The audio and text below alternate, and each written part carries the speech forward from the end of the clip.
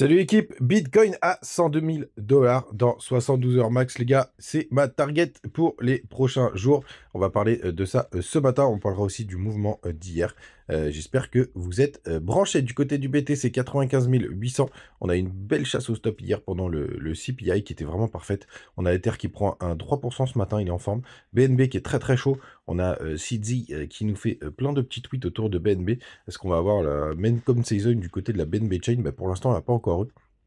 Et en général, quand BNB pump, c'est plutôt pas mal pour la suite. On a celui qui prend 9%, Shiba 5,8%, on a Hype aussi qui est en forme 6%, DOT 5%, on a BGB pardon, qui retrace ce matin, qui perd 6%, pas en grande forme.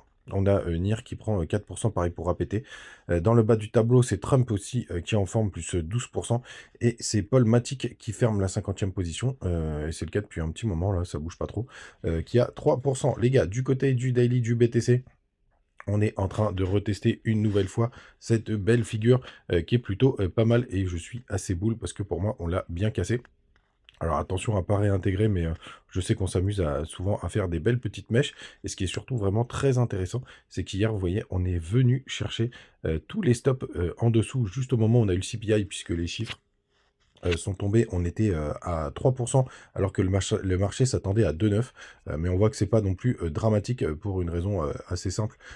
C'est qu'on sait, notamment grâce à Trueflation, qu'il y a quand même une tendance sacrément baissière du côté de l'inflation. Et vous voyez, quand le 3 est tombé, le 3% est tombé, on a eu une belle chasse au stop. Et ce qui nous a permis, après, potentiellement, de repartir tranquillement. Donc, plutôt pas mal ce qu'on est en train de faire. Bien évidemment, la clôture de la bougie du jour sera hyper importante. Pour l'instant, on a réintégré, mais pour moi, c'est pour le coup, c'est vraiment des petits shake-out pour faire flipper tout le monde. Et vous le savez, ma target principale, elle est dans cette zone-là. Et je pense qu'on va y aller assez vite, hein. Après ce nettoyage, il y a plus grand intérêt pour moi d'aller travailler le bas. Et je vais vous montrer aussi quelque chose d'autre qui est intéressant. Et donc, la première target est au 102 312 dollars. Mais n'oubliez pas que dans cette zone, ça va être la grosse zone danger et qu'il faudra regarder les indicateurs. Mais je pense qu'on va y aller, même, je pense, je me dis 72 heures, mais je pense qu'on ira même, beaucoup plus rapidement. Et puis, si je me trompe, c'est pas grave.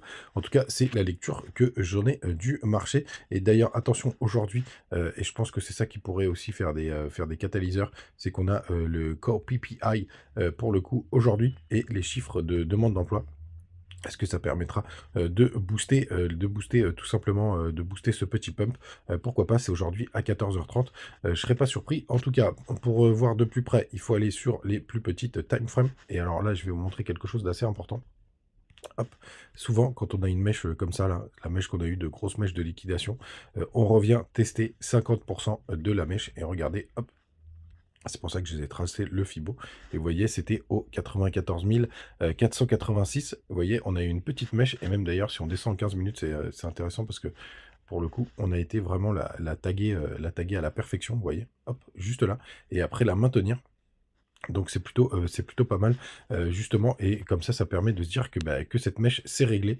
On a fait ce qu'il fallait faire, à minima, donc aller chercher ces 50% de la mèche et après on est repassé de l'autre côté de la trendline. Je vais supprimer, ce Fibo parce qu'il est vraiment, très chiant pour la lisibilité. Hop, et on a toujours tenu la trendline malgré la grosse liquidation, enfin le gros mouvement qu'on a eu, sous les stops. Donc je suis assez content de ce mouvement, tout simplement. Et là, pour l'instant, joli pullback aussi, toujours pareil sur la zone de range. Mais pour moi, là, c'est évident, il faut aller chercher tous les petits stops qui sont bloqués au-dessus. On a le MACD qui commence petit à petit à s'arrondir. En tout cas, c'est ce que je vise. Ce qui m'intéresserait aussi, sachez-le, c'est quand même qu'on est le 3 jours qui recroise à la hausse, hein. Vous le savez, pour annuler ce croisement bearish, puisque vous le savez, il y a un monde où on a trouvé le top à 109 000 qui existe, et pour ça, il va falloir annuler tous les indicateurs de croisement.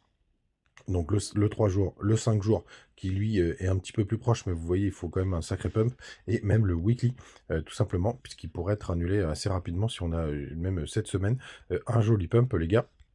C'est quand même une possibilité, une target qui existe. Donc j'aimerais quand même que vous l'ayez en tête, tout simplement. Du côté des autres indicateurs, Mais avant tout, n'hésitez pas à venir du côté du Telegram, des petites news, des petites infos. On partage aussi des petits alts assez sympathiques.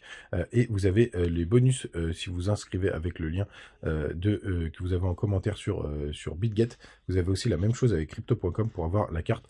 C'est mes deux échangeurs préférés, même si j'utilise un peu aussi BingX et Mexi, vous avez aussi des liens.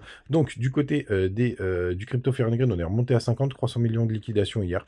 C'est pas énorme, mais ça fait... Enfin, c'est pas énorme. Si, c'est pas mal quand même, hein, 300 000 balles, 300 millions qui partent en fumée. Surtout qu'on découvre petit à petit que c'est plutôt plus et que les échangeurs ne nous donnent pas toutes les infos sur ça. Les fundings qui sont encore très très bas, même sauf Ether. Allez savoir pourquoi. Et on a des fundings qui sont hyper négatifs sur pas mal de cryptos. Donc assez intéressant de regarder de ce côté-là et plutôt encourageant pour la suite. En tout cas, vous avez ma position sur la suite, tout simplement. Et des petites news, hier c'est Ocean Crypto qui partageait ça. On a les remboursements FTX qui débuteront le 18 février. Donc ça, pour le coup, si c'est en USDT, parce qu'il me semble que c'est en dollars, c'est ça qui est un peu emmerdant. Bon, quand elle dit, il ou elle d'ailleurs, parce que je sais pas si c'est vraiment une nana, qu'il y a 16 milliards qui va revenir sur les marchés, je me méfie quand même, parce qu'il y a pas mal de gens qui sont peut-être un petit peu dégoûtés. Tout simplement, et qui ne vont pas remettre directement sur les marchés. Donc il ne faut pas non plus crier victoire trop vite. Merci pour vos messages sur la vidéo d'hier avec le top 5 crypto. Pour l'instant, on a quand même le BTC qui nous dit qu'on avait trouvé un bottom local. Ce qui reste encore dans mon plan pour invalider ça, malheureusement, il faudrait aller chercher sous les 91 500, ce qui n'est pas du tout le cas pour le moment. Donc les gars, on garde espoir.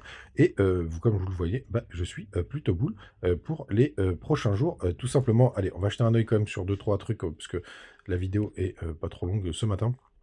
On peut aller regarder Ether BTC qui est très intéressant, puisque vous voyez en daily, là on nous fait un joli W, là tout simplement. Donc c'est une figure de retournement, mais il y en a eu tellement sur ETH BTC que on va voir si cette fois-ci c'est la bonne. Pour l'instant, il n'y a rien qui le confirme pour le coup.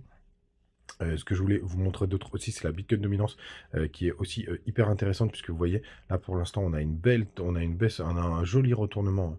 On le voit juste là, on fait des M dans des M, des M dans des M avec les bougies. Bien évidemment, ce qu'on attend, c'est une accélération.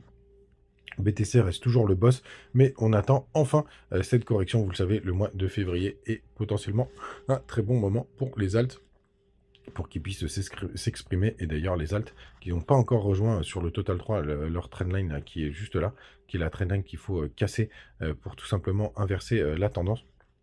D'ailleurs, on se voit qu'on se fait arrêter par la petite courbe du P-Cycle. Très intéressant cette petite courbe du P-Cycle, puisqu'on voit que elle a fait pas mal office de support et de résistance par le passé. Très intéressant de le noter. Et pour l'instant, cette coquine a fait résistance. On verra ce que ça va donner par la suite. Et d'ailleurs, quand on passe au-dessus, j'ai l'impression qu'on a des petites tendances haussières qui se dessinent. Tout simplement, attendez, on va regarder un petit peu ce que ça donne. J'aime bien quand on découvre des petits trucs comme ça. Hop.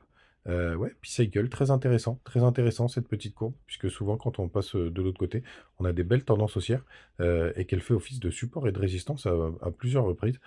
Très intéressant cette petite coquine, et pour l'instant, elle nous fait son job, cette coquine, et puis elle nous fait office de résistance.